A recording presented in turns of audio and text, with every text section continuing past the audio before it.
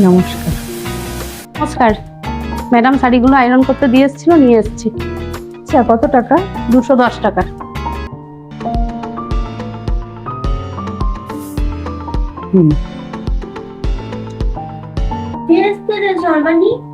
ওই যে মা, তুমি কাপড়গুলো আয়রন করতে দিয়েছিলে, সেই কাপড়গুলো দিতে এসেছে। ও মা, বাইরে কি রোদ গরম, মুখটা তোমার লাল হয়ে গেছে। তারমানে ওকে একটু ডাক মার, একটু জল খেয়ে যা। ঘরে এসে একটু জল খেয়ে যান। না না থাক, ঠিক আছে। না না, আসুন আসুন, মা যখন বলছি আপনি ঘরেই আসুন। ঠিক আছে, যখন বলছেন তাহলে যাই। আচ্ছা মা, যাকে তাকে ঘর ঢোকানো কি ঠিক? এখন যা বাস্তব পরিস্থিতি, দিনকাল ভালো নয়। কি বলেছিস? তোর তো পাঞ্জাবি পাড়া থাকে, মুখে তো একটু আছে। আরে ঘর ঢুকতে দিলাম, কি রোদ গরম বাইরে, তাই জল খেতে ঘরে ডাকবো।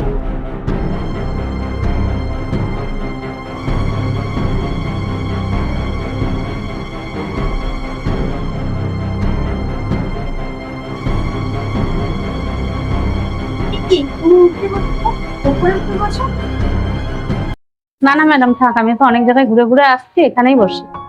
আরে চেয়ার তো বসার জন্য, ওঠো ওঠো, উঠে বস। কই রে মা, জলটা নিয়ে আয়। যাই মা।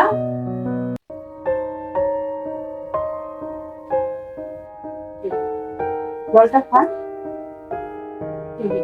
এই মেয়ে, কি চিন্তা করছো? জলটা খাও। ও দিন, জলটা দিন, আমি খেয়াল করিনি।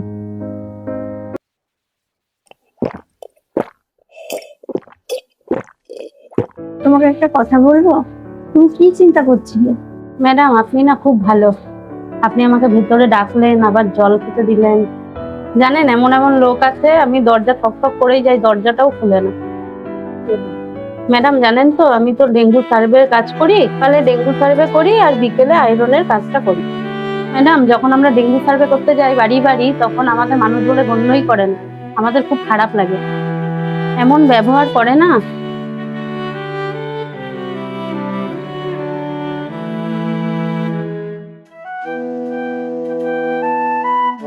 ম্যাডাম আমি এসেছিলাম একটু ডেঙ্গু সার্ভের জন্য, একটা সাইন লাগবে।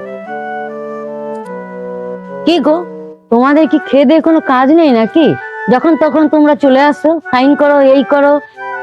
ম্যাডাম শুধু তো একটা সাইন করে দেবেন, একটা সাইন করবেন, আমরা চলে যাবো, এটা তো আমাদের ডিউটি। সাইন ফাইন আমি এখন করতে পারবো না বাপু, তুমি 5 ঘরটা ঘুরে এসো, অন্যদিন এসো, অন্যদিন এসো।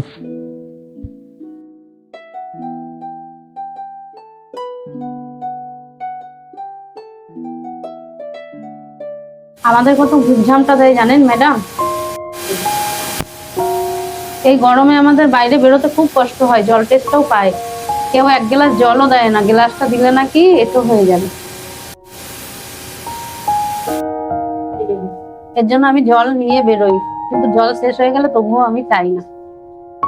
আজ আমি জল আনিনি, আজ আমার সত্যি খুব জল তেষ্টা পেয়েছিল। আপনি কি করে জানলেন, ভিতরে ডাকলেন? আরে এটা বোঝার কি আছে?